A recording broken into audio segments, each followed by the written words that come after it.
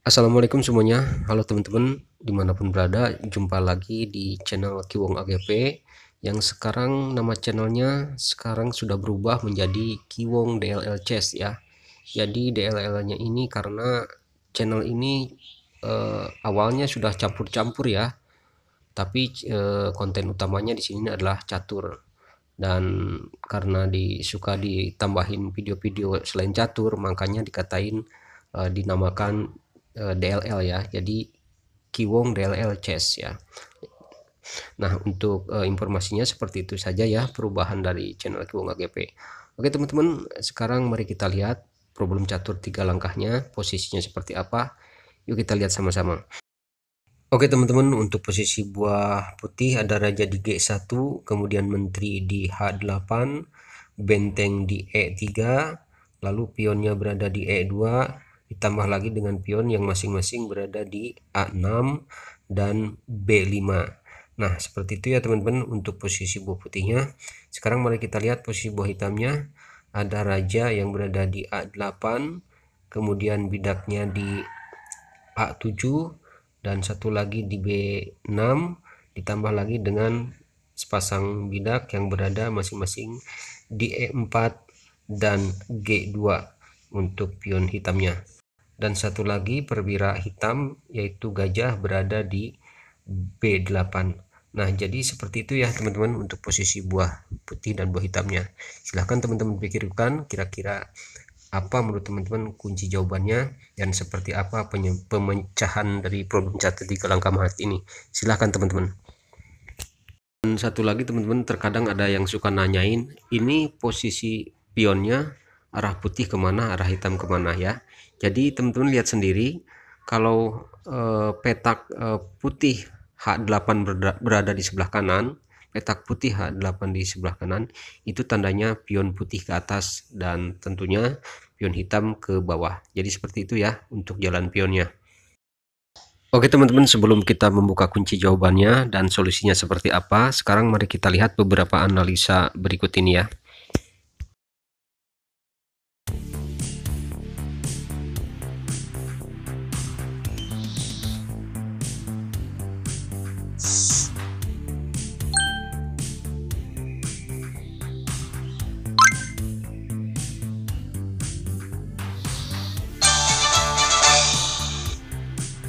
Kalau menteri putih ke F6, bisa saja gajah ke C7 ataupun ke D6. Nah, apabila menteri memakan gajah ke situ, nah ini akan menjadi remis. Dan apabila menteri melakukan skak ke D8, maka gajah akan menutupnya kembali. Nah, jadi seperti itu ya, tidak mati teman-teman untuk analisa ini. Oke, sekarang mari kita lihat analisa berikutnya. Kita coba menteri ke D4 dan sekali lagi apabila gajah hitam melakukan sekak ke G2, maka ini akan mati ya. Seperti ini matinya.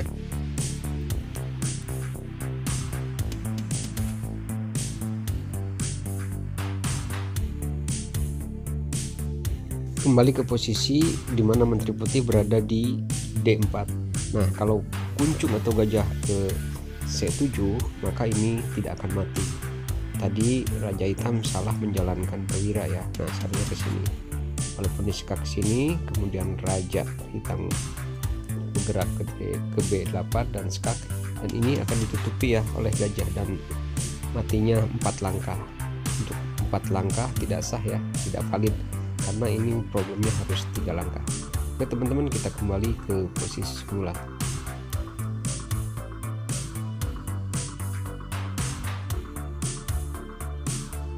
Oke, sekarang kita coba benteng ya untuk bergerak, untuk memberi kesempatan kepada pion hitam bergerak dan luncur hitam tidak bergerak karena menteri putihnya tidak jalan ya.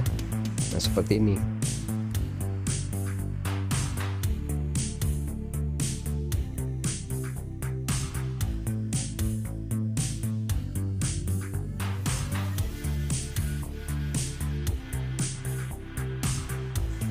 Nah, yang ini pun raja hitam mati ya, tapi dalam 4 langkah ini tidak sah dan tidak valid karena seharusnya 3 langkah juga ya.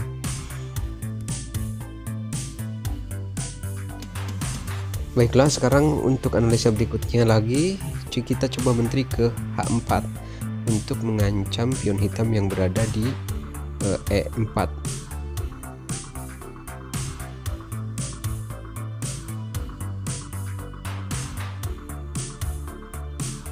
Dengan jalan ini pun ya, dibantu dengan menteri dan benteng, ternyata Raja Hitam tetap tidak mati, karena memang bukan itu kuncinya. Oke teman-teman, sekarang mari kita lihat saja kunci jawabannya. Kita samakan dengan perkiraan atau apa pemikiran Anda, apakah kesini akan mati atau tidak, karena ya ini adalah memang kuncinya. Untuk problem catur 3 langkah mat ini, kuncinya ada pada benteng ya, terletak pada benteng yang bergerak ke H3 teman-teman.